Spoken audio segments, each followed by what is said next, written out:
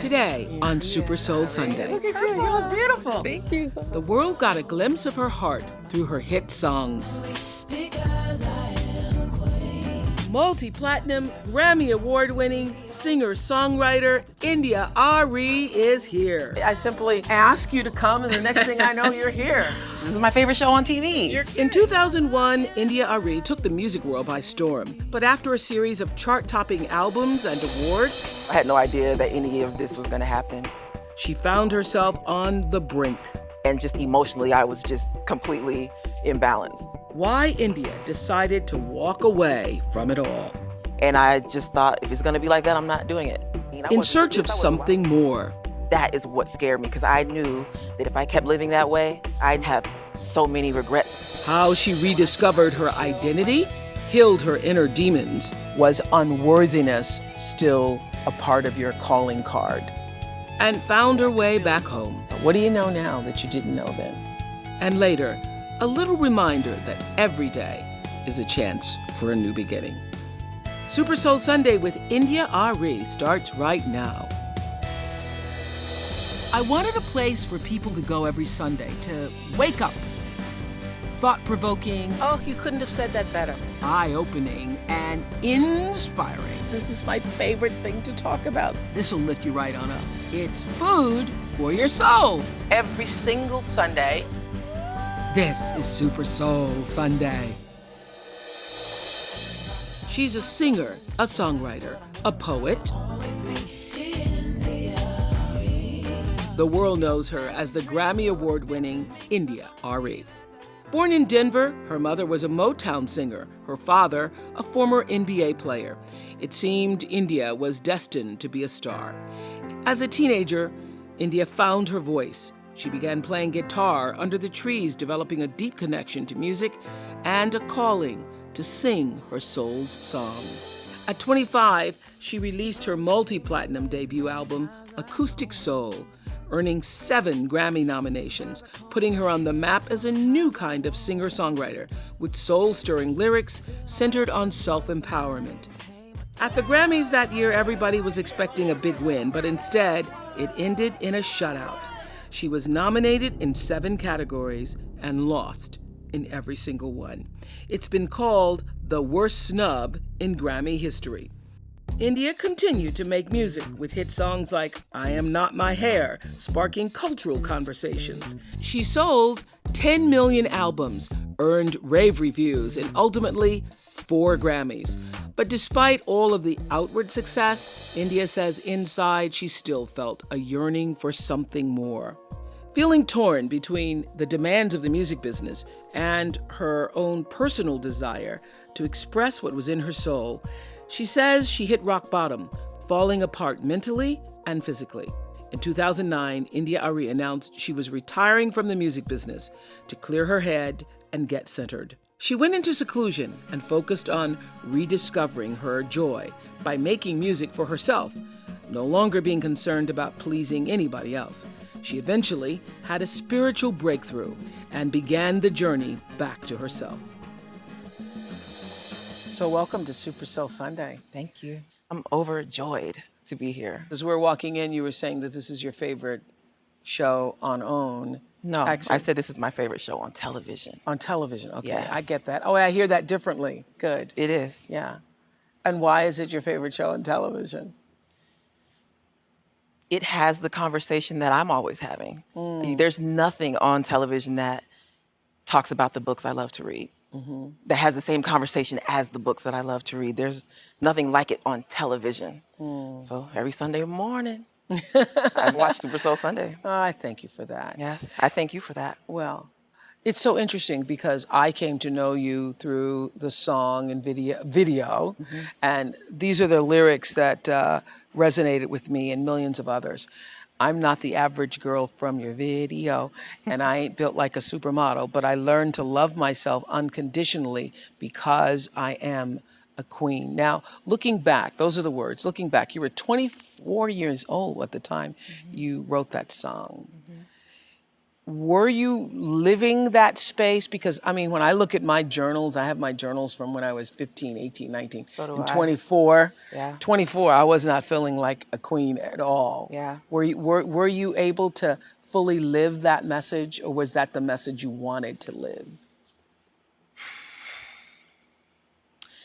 I wasn't able to fully live the message, but it wasn't my intention to make anyone believe that I was living it. It was a musical affirmation. I just wanted to affirm that, and I was talking to myself, and I had Yes. no idea that it was going to resonate like that with people. I had no idea that any of this was going to happen. So interesting. So when you say I learned to love myself unconditionally because I am a queen, that was an affirmation for you. You are reaching for that. I'm reaching for that. Yeah. But to affirm that for yourself, it means somewhere inside yourself, you know it to be true. And that's or what I was believe it going to to be say. true. I Yeah. knew that I had that in me. Yeah. I just was growing into it. At the time, I came in thinking thinking the sky's the limit and I can do whatever is put on my heart to do because it's put on my heart to do. But then I had this experience at the Grammys. The first year I went to the Grammys, I was nominated for 7, and it was really out of the blue because I hadn't sold that. I had sold maybe 800,000 albums, and I got nominated for 7 Grammys. Whoa. And so the show came, and I lost all of them. And it was this big conversation forever, all over the radio for years. But, for the first 2 months, it was all over the radio, and why, and how could she, be nominated for 7 Grammys and not win and one. it ended up being called a shutout. Yeah. And so a couple times in a couple of rap songs, I've heard people refer to it as the India.Arie. What if you get India.Arie at the Grammys? Like, it's this thing. And I realized 2 things about that now. And one is that really was God's way of giving me a breakthrough, because I was on everybody's lips all of a sudden because I lost. But everybody was still talking about me, and they had so much love for me and compassion about me. And then my album sales shot up. But all I felt was, maybe I'm not meant to have all of that. And, but Maybe I didn't deserve maybe the Grammy? I didn't. It didn't feel like deserve. Well, yeah, maybe I didn't deserve. At the time, it didn't feel like deserve. It just felt like maybe that's just not how I'm built. Maybe I wasn't built for that. Yeah. I wasn't the prom queen. I wasn't the this. Why would everybody want to give me all these? Why would I winning 7 Grammys? That sounds nuts. Like, that doesn't even sound like something that would be my life. And all that self-talk. But I also, underneath all that, in hindsight, I realize now that I was scared of failing and I was scared of succeeding, and I just wanted to just be in a safe space and not grow too big or be too little. I just wanted to just stay. Yeah. And when I first got those Grammy nominations, I had chest pains. I was having chest pains when I really should have been celebrating and enjoying. And Stevie Wonder called, right? Like, I remember I was laying in the bed in my hotel, and I just started to pull the blanket over my head in the daytime. Yeah. And I was just gonna pull the blanket over my head. And Stevie Wonder called, and he said, "This is great. What's happening for you? Are you excited?" This is before the show. This is the nomination day. "Are you excited? I just think this is wonderful. So many people are going to hear your music," and the whole thing. And I was like, "Well, yeah, I guess it is good. I'll call you back." I just felt so, I couldn't take it in. But And what did I'm you ready do the now. night? What did you do the night the Grammys are over? Everybody's going to the after Grammy parties, and you've lost all 7. I went to a party briefly, and then I went to my hotel room and wrote in my journal. Did you cry? I talked to my mom. Were you upset? I was upset, and I was hurt. But one of the things that I've worked my way out of doing, and I knew that I needed to, was comparing myself to other people. It just poisons everything. Then all of a sudden, even the clothes you choose to wear that day, or what you're going to do with the music production, or how you're going to sequence it poisons everything. Because your real job in the world is to be you. Comparing yourself to other people, I think that hurt me more than anything. And I That didn't hurt wanna you, do it. or you hurt you by doing that? Allowing myself to go there so much in my head Yeah. hurt me. Yeah. But But isn't it what hurts everybody? Whether you're a store clerk, comparing yourself to other people, a lawyer, a teacher, a mom. very human experience. Yeah. Coming up, India.Arie finds herself at a spiritual crossroads. You were out of alignment. You were completely out of alignment. Yeah. what it took for her to find her voice. I would look up 10 years from now and have so many regrets about the person that I was in that moment. Super Soul Sunday. We'll be right back.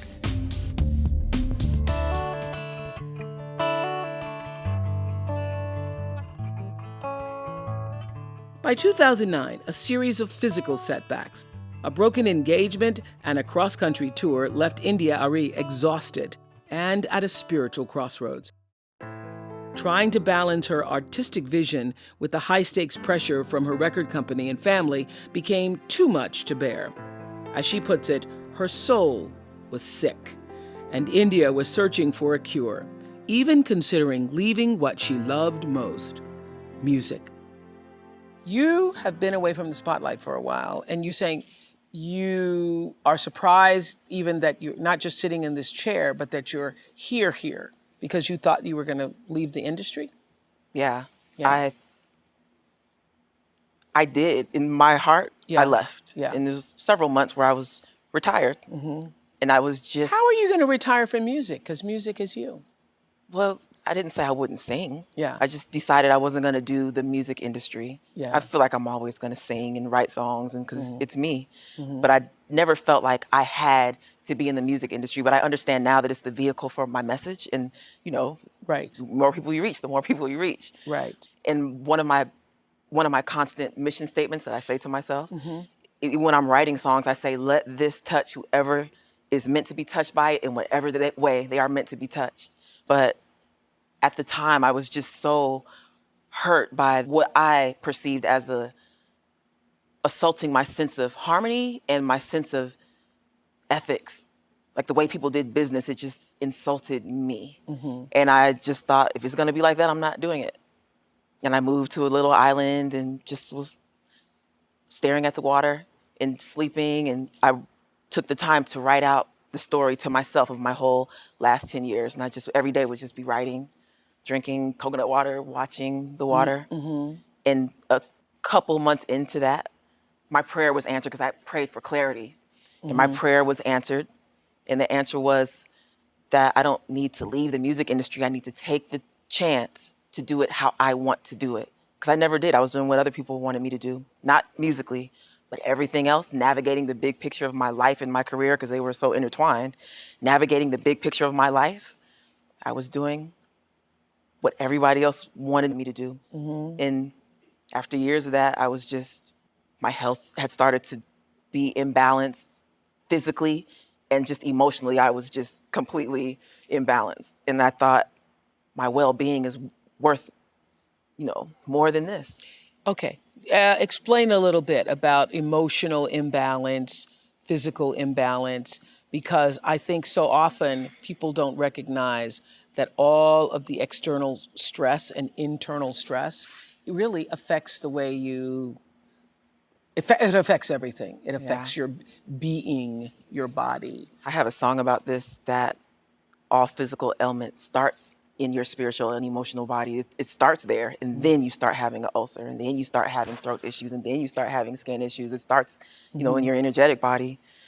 But I have a friend, one of my oldest friends. He calls me Sunshine, and it was a joke because I was so moody. He calls me that to this day.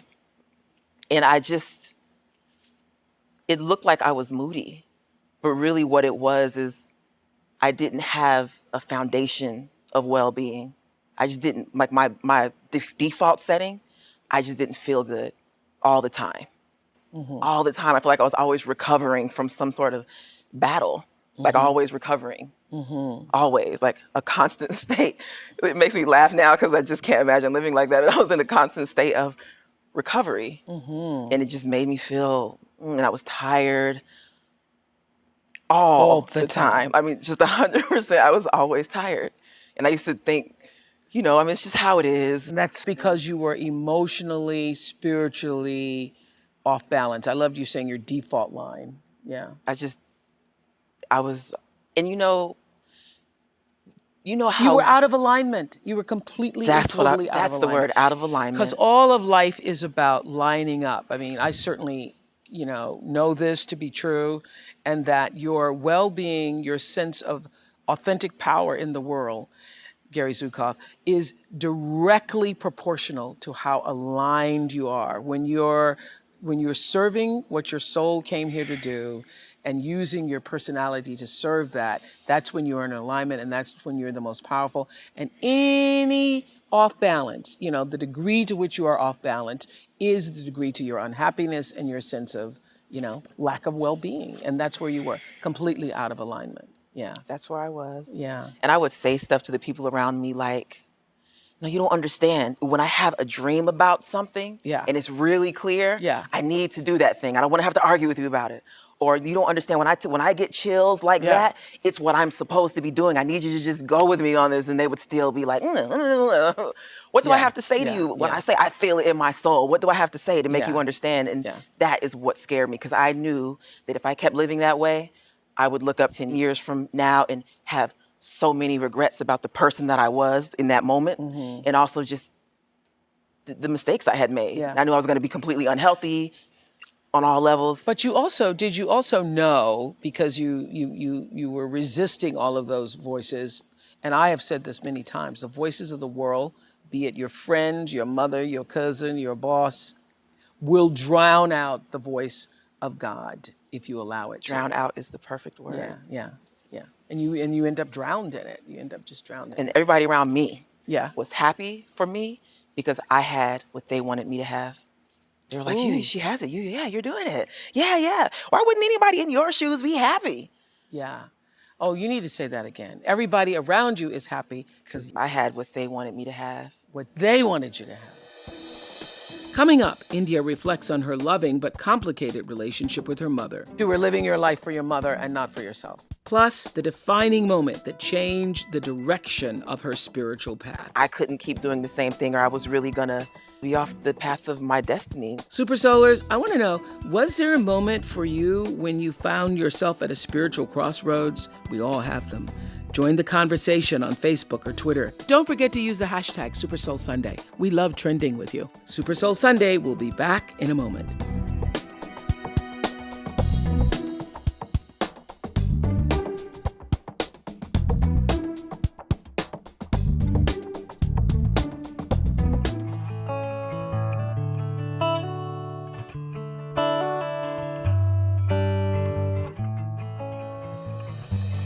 She had sold millions of albums, graced the covers of magazines, was the critics' darling, and while everybody thought India.Arie should be happy and on top of the world, she wasn't. So she shocked her label, her managers, her family, and quit.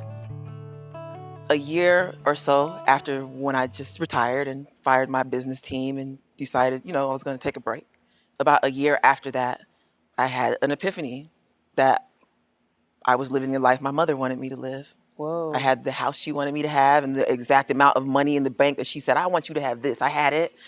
And I was living the life she wanted me to live. And I called her and I told her, and I said, that's why, because I respect my mother to the hilt, and I act that way. But when I'm not acting that way, it's because I'm really having an issue. Like when I'm just out of myself. And I called her one day and I said, I want to apologize to you for acting certain ways I acted. We had an argument about something. And I said, I want to apologize to you. And I want you to realize that the reason why I was acting like that is because I was living the life you wanted me to live and not the life I wanted to live. And she, great blessing for me, she understood. It wasn't an argument, but she understood. And we still have conversations where I'm like, I don't want that. You want that, Mom. We still have those, but they're quick now. It's not. That's so interesting. Because I remember, and it's so interesting now, because I remember being an age, and you saying that is the first time I've thought about it in years. My father said to me, you always want to be in a position where you have at least $10,000 in the bank. My father goes, you need $10,000 in the bank in order to be anywhere in the world. My mom, she would say that same number. Yeah. Really, and she was, at one point, I was like, Mom, you realize you're saying this every day, right? Yeah. And she was like, well, I just want, because my father was a professional basketball player, and he, like that paradigm of the basketball player who has a lot of money and he's very young and then he loses it all. Yeah. That was my dad. Yeah. And so my mother went on that ride with him, and she always says, not twice in the same lifetime. I want you to have this amount of money in the bank. But you were living your life for your mother and not for yourself. Living your life for your mother and everybody else, which I think so many people can relate to. India and her mother remained close, but their relationship evolved. With newfound independence, India rebuilt her life from the inside out.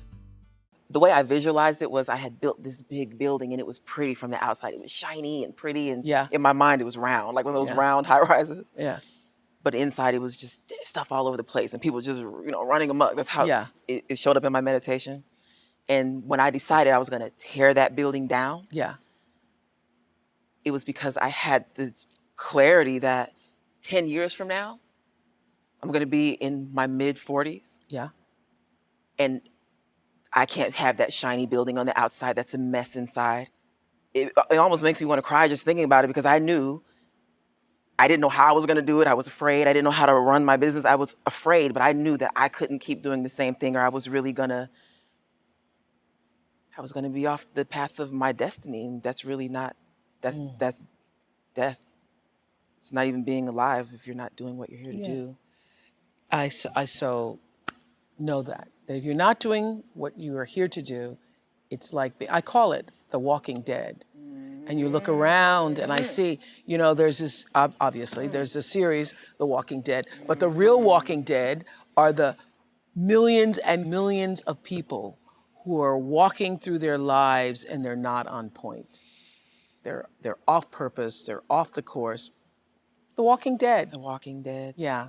I call it being a zombie, which is zombie. And there's that too. There's the zombies. You're just walking around. People are just like, put this on, go over here. Yeah. And I would come alive as much as I could when I got on stage, because that's what I live for, to just sing the songs that I write. But I had this experience one day where I was watching television and I came on, and I didn't know I was going to come on, and I looked so sad.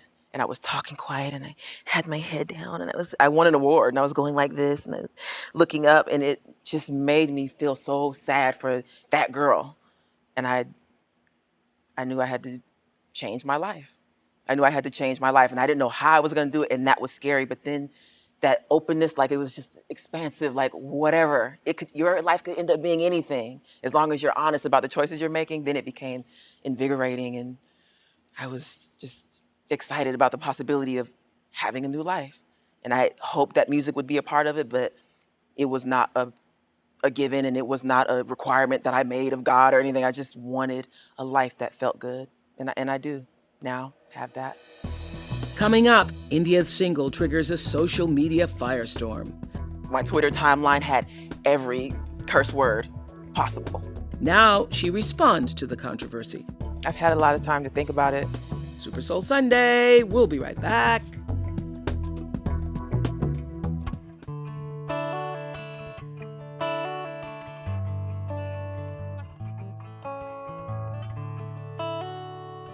India.Arie is a different kind of artist, often sparking cultural conversation with thought-provoking songs that promote self-confidence and authenticity. In 2007, her single, I Am Not My Hair, included lyrics like, I am not the skin, I am not your expectations, and I'm a soul that lives within. Its underlying message that we're all so much more than our outward appearances resonated with millions of women all over the world. I'm Not My Hair is a song that's about dogmatic self-definition. Yeah. And I saw on your master class when you said, I realized that it wasn't about my hair. It wasn't about those things. Because, when people project onto us what they like most about us, then it becomes what we like most about us. Yes. And when you're yes, because I told that story of losing my hair. I mean, I had to absolutely lose all of my hair at 22 to understand that I am not my hair. That's when I got it. When I was 22 and working in local TV news, one of my bosses at the time told me my nose was too big, my hair was too thick, and he sent me to a salon for a makeover. So they do my hair. I let this guy put a French perm on my black hair. And by the time I leave that salon, my head is throbbing because it's like all the skin burned off and held in scabs. And my hair starts to fall out. Day after day, my hair's falling out to the point where I am looking like a plucked chicken. The news director can't figure out what to do with me on the evening news because all my hair's falling out. So they had to take me off of the evening news. And I thought about this about you the other day. Yeah. Just out of the blue. I think I was cooking. It was out of the blue. And I thought, if Oprah thought that she wasn't skinny enough to be on TV, Yeah. we wouldn't have an Oprah. But those are those things that we do to ourselves you know, and I had to say to myself, like, I'm not that. Yeah. I'm not my hair. I'm this, and the message is the same, and my mission and my passions are the same. Regardless of what I look like or what my hair looks like or whether I have hair or hair is wrapped. Regardless. Yes, yes. Back in the spotlight with the release of her single, Cocoa Butter, the last thing India expected was a controversy. But that's just what happened. And it had nothing to do with the song, but everything to do with the publicity shot that came with it. Now, this is what's so interesting. Recently, I think on the internet that people were talking about you lightened your skin and you were like, I didn't lighten my skin, but I was like, what is this about? Yeah, what is this about? What was that about? I've had a lot of time to think about it. I have a celebration about that, though. Yeah. The celebration for me is that coming from that person who was just completely shuttled around and controlled, Yes. the people around me back then would have acted so stressed out about it and gone so crazy that I would have gone crazy, and it would have been this thing, and oh my God, what are we gonna do? And everybody needs to like you, because that's the unspoken job, you know? Yes. You can say that you're a singer or whatever, but your real job is to make everybody like you. Oh, that's so And true. everybody was, they would have been acting that way. Yes. But when this happened, it didn't touch me. I didn't get shaky in my You solar didn't? plexus. No. No. I was just like, this is wild. And then it started going further and further, and my Twitter timeline had every curse word possible. Coming up, India responds to her critics. People were cursing you. And I'm not used to that. Plus, India's question we could all ask ourselves. I say, what would I do if I knew I was 100% worthy of this? What would I do? Super Soul Sunday will be back in a moment.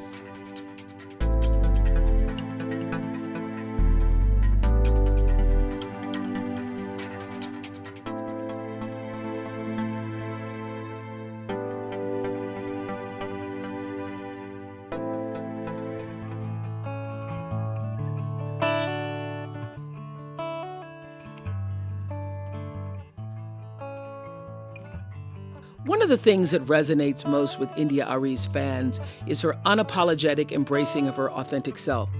It's one of the reasons her songs inspire and uplift us so much. So when this publicity photo was released for her single, her fans cried foul and accused India of being a hypocrite by lightening her skin. Tempers flared and the claws came out on social media. She was called ugly, a sellout, a liar, and much, much worse. People were cursing you. And I'm not used to that. The people who have been my fans over the years have been so respectful that I almost feel like, wait a minute, y'all, not all that. But you're saying it didn't affect you as much, as deeply. It did. It at first, not at all. I was just excited, really. And then when people are cursing you, that feels bad. That is when I started to get upset. And it wasn't about the thing. It was just the fact that you think you could talk to anyone like that. Yes. And I was kind of like, what made you think you could talk to me like that? Yes. It was like that. All because people thought you had lightened your skin. Yeah, I still am dumbfounded by that. It's because the album cover, I mean, I know what good lighting can do. Mm-hmm. So you look kind of goldeny compared to, let's say, the first album cover, or you do. You look goldeny, wouldn't you say? Mm-hmm. You look goldeny there. And that was my intention. In song verse, that was my intention. Well, this is not my album cover; it's my single cover. Okay. Well, I don't know what they're gonna say about the album cover. We'll see. But what I wanted was to have gold skin, and if you see, the dress is gold fabric. It's metallic fabric, and the backdrop is metallic. And I wanted for it to glow and be luminous, not light. Yeah, just luminous. But for me, there's that conversation where women's bodies are routinely just unpacked as entertainment. So there's that bikini body and post-baby body and mom boobs and all the stuff that they say and all that stuff. And for me, it was stepping out there and allowing myself to be beautiful and sensual and powerful and strong and athletic and womanly and all the stuff, and just letting it be seen. That's showing some skin and showing my thigh muscles and showing. That was my intention. I wasn't trying to look light. I was trying to look luminous. And so when you all shot that photograph and with the gold background and the ha, it was lit in order to make you look luminous. Yeah. It wasn't, I'm trying to lighten my skin. And that's what was hard for me to understand. And I have I have more clarity about it now. And it was really the Black community, of course, because this colorism conversation lives in the Black community. That's right. And I couldn't Because understand. all the white people now are talking, what are you talking about? Yes. Right, so there's that. There's a colorism conversation that goes on all the time because within the Black community still there is Stemming from value placed slavery. on, stemming from slavery, and the slaves who were allowed to come into the master's house, into the big house, versus those who were in the field. There was a color line, Right. and the lighter your skin was, the closer you were to being white. And And a lot of times that color line was defined because maybe the slave master was your relative. That's why you so had, you that's were why you lighter, had and the so you were treated differentiation. better. Now, what I understand when I heard that that was happening is that if you were going to lighten your skin, people then feel abandoned and they feel like everything you've ever said Wasn't true. wasn't true. That everything, all the lyrics, everything you've ever written, everything they believed you to be and held you up to be, then wasn't true. And if you'd lightened your skin, it wouldn't be. I agree. Yeah. I agree. I feel there's two conversations for me. The colorism conversation, what I would, and this is my prayer, what I would love to see happen is that I find the perfect words or the perfect song to sing or to say to people that will heal a big part of this conversation in the Black community. Because really, it's about self-worth. It's about self-worth. So is unworthiness, I mean, even after writing all of that beautiful music over the years, was unworthiness still a part of your calling card? I hate to say it, but yes. And I know this is going to sound simple, but I really feel this, that your self-worth is your job. It's your sacred space to cultivate. Because there's always going to be somebody who comes along and says you're not thin enough, or your hair is not that enough, or your voice is not high enough, or you're not going to make it in the music industry because you don't sound like all the other. There's always going to be somebody who comes along and says something like that. But if you can remind yourself that they're wrong, because you know you're on path, if you can just remind yourself. And one of the things I do now after all this healing work I've done is I sit in my journal or my meditation time and I say, what would I do about this thing, whatever it is? Sometimes it's an opportunity that I think I'm not ready for. Sometimes it's somebody telling me that I can't or I'm not worthy, of something. And I sit in my private space and I really just play it all out. I can visualize it or write it. And I say, what would I do if I knew I was 100% worthy of this? What would I do? What would I do if I were knew. 100% worthy? If I knew. If I knew. What would I do? Just what if? Tell me, Super Soulers, what would you do if you felt 100% worthy? Facebook or tweet me using the hashtag #IamWorthy. Coming up, what India and I know for sure. You are responsible for your life. And don't wait until you get to the end of your life before you figure that out. Plus, meet a little lamb with a big message. Super Soul Sunday will be right back.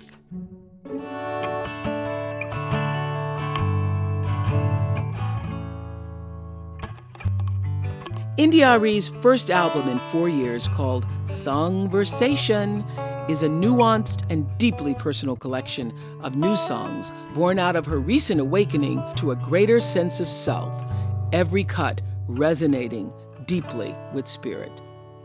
So what do you know now that you didn't know then?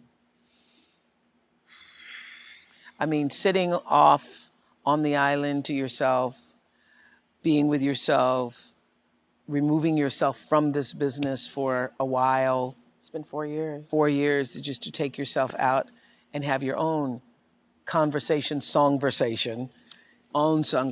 with yourself. What do you know now that you didn't know then? So many things. I know now that I don't assume you would remember this, but maybe you do. One of the times that I emailed you during this period when I was just Right.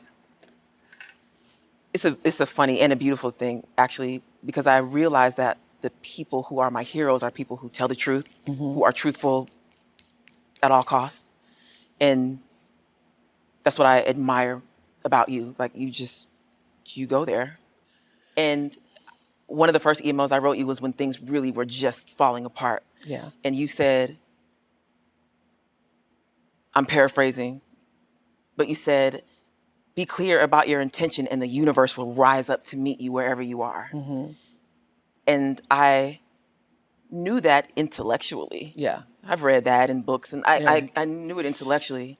But now, what I know now that I did not know then is that the universe really does rise up to meet you wherever you are. And I got chills just saying that, because my life is so different than it was back then. It's so different. Like, I just laugh about some of the things that the way my lifestyle used to be. I just laugh at it because I can't imagine I did it for so long, but now it's just funny because I'm so different. And only because. What makes you laugh? What makes you laugh? What makes you LOL to yourself now? What makes me LOL to myself the most is that I would let anyone talk me out of following my intuition. I would let them talk me. I would let them talk me out of it. I don't know. There's nothing in me that even understands that anymore. Because there was a part of you that allowed yourself to value what other people said more than your own voice. I didn't value it. Yeah, you did. Mm-hmm. Yeah, you did. You know, I was scared. Yeah. I was scared. Yeah. I was scared because my mission and my passion was, I put it in someone else's hands. And I put it in their hands because I thought they knew better than I did how to get me there. Uh-huh. And I have so much respect for life and for what I feel God has put in my heart that I'm like, well, if I put it in your hands, you're going to help me get there and do this thing that God put on my heart, then okay, help me get there.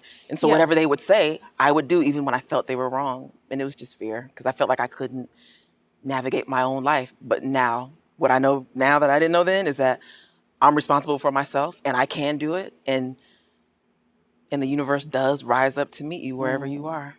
Well, you know, that is, from the moment I started doing the Oprah show all those years ago and started my own spiritual awakening about 1985, that is the clearest message I had in wanting people to receive, is that you are responsible for your life. And don't wait until you get to the end of your life before you figure that out. That all along it was you. That all along it was you. And how fortunate you are to get that in your 30s. How fortunate I am to get it in How my 30s. fortunate you are to get in your 30s. You know, I have all these girls from South Africa who now, some of them live with me. They're here going to college. And once a year I go to South Africa and teach. And that's really, I spend a week teaching. I know that it's not enough, but I try to impart that message to them so that when they're in the midst of all the voices, all the people, all the stuff, that'll click in, to know that you are it. You're the one you've been waiting for. Thank you. Thank you. That was perfect. Next time on Super Soul Sunday. We didn't even get to the good part. We didn't even get to the good part. That's what I was thinking, yeah. Oh, I couldn't get enough of this conversation. I know you can't either, so India.Arie is coming back with even more spiritual soul food. This is really the first time I'm going to be able to say something like this on television, which is why I love this show. Plus, India's big aha moment that moved me so, I know you'll be moved too. That makes my eyes water. That's deep, man. I mean, that's deep, girl. That's deep. And an inspiring performance that I believe will touch your soul. You cannot touch the sky from inside yourself. Be sure to join me for part 2 of my conversation with India.Arie. And now,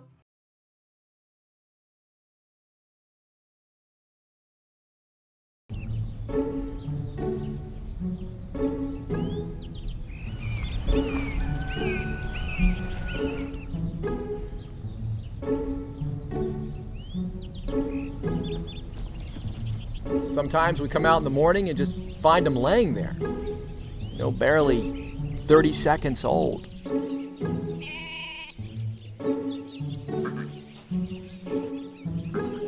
What's perplexing is they already know things. How is it they know how to stand?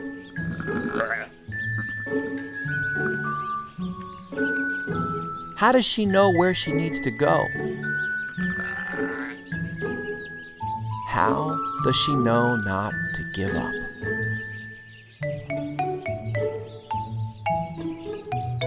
What they call instinct, we call gut.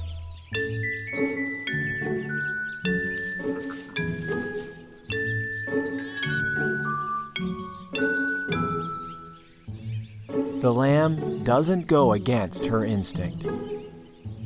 It makes you wonder, why do we?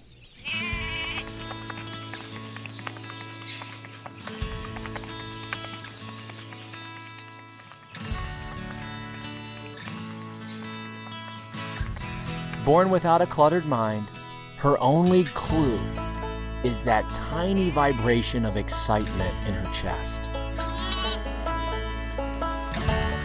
She's not waiting to act.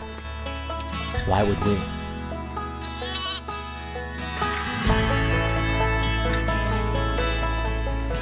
It reminds me of that quote by Mary Oliver.